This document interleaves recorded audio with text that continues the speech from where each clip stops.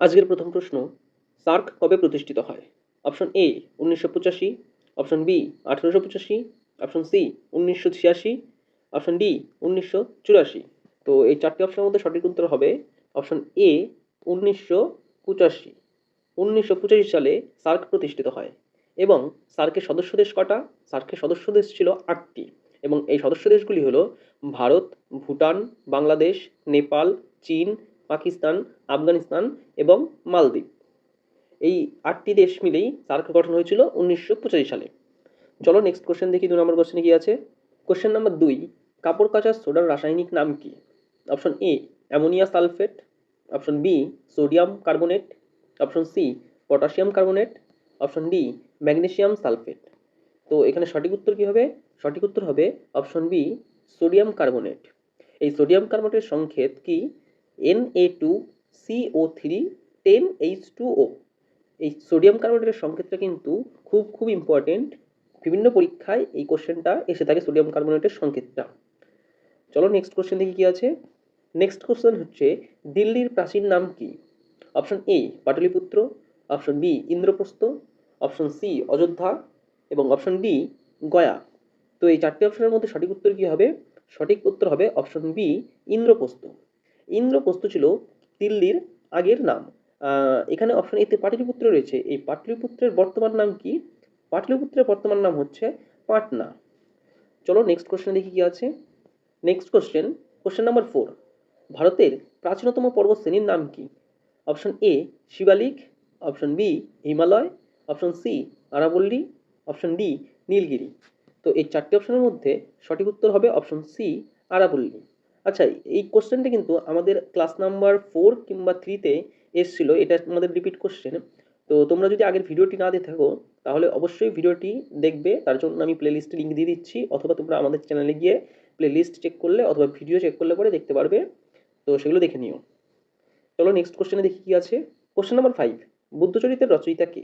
Option A Aryabhata, option B অশ্বঘোষ, option C Kalidasa, option B Kabir. তো এই চারটি অপশনের মধ্যে সঠিক উত্তর কি হবে? চারটি অপশনের মধ্যে সঠিক উত্তর হবে অপশন বি অশ্বঘোষ। এবং অশ্বঘোষের এই বুদ্ধচরিত ছাড়াও আরও একটি গ্রন্থ রয়েছে যেটা পরীক্ষায় জিজ্ঞাসা করে, সেটা হচ্ছে সূত্র অলঙ্কার। পরীক্ষায় এই সূত্র অলঙ্কার নামটা মনে রাখবে, পরীক্ষায় এই কোশ্চেনটা বা এই নামটা দিয়ে দেয় এবং কার রচনা এটা জানতে চায়। এছাড়াও আর্যভট্টের একটা গুরুত্বপূর্ণ গ্রন্থ রয়েছে যেটা হচ্ছে আর্য সিদ্ধান্ত। আর কালিদাসের গুরুত্বপূর্ণ গ্রন্থগুলি কী কী রয়েছে? মেঘদূত, কুমার সম্ভবম, মালবিকাঙ্গমিত্রম, অভিজ্ঞান শকুন্তলম। এই গ্রন্থগুলো কিন্তু বিশাল ইম্পর্টেন্ট, তো এই গ্রন্থগুলো একদম ঠোঁটস্থ করে রাখবে। চলো নেক্সট কোশ্চেন দেখি কি আছে। কোশ্চেন নাম্বার 6, নাবার্ড কবে গঠিত হয়? এ 1982 সাল, বি 1955 সাল, সি 1935 সাল, ডি 1954 সাল। এই কোশ্চেনটাও কিন্তু ভেরি ইম্পর্টেন্ট কোশ্চেন এবং এটা আমাদের আগের কোনো একটা ক্লাসের রিপিট কোশ্চেন হচ্ছে এখন। এখানে সঠিক উত্তর কি হবে? অপশন এ 1982 সালে।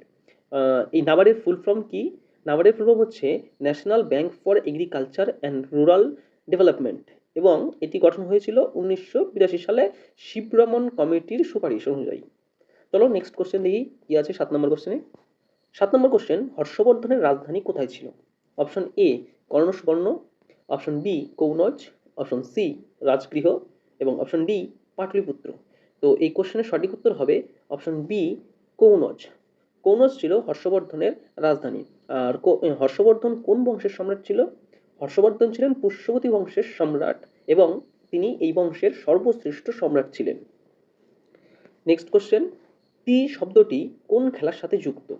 অপশন এ দাবা, option B hockey, option C golf, option D volleyball. তো এই চারটি অপশনের মধ্যে সঠিক উত্তর হবে অপশন সি গলফ। তো গলফ খেলায় কতজন লোক থাকে? গলফ খেলায় অনেক লোক থাকে এবং এখানে লোক সংখ্যার কোনো লিমিটেশন নেই।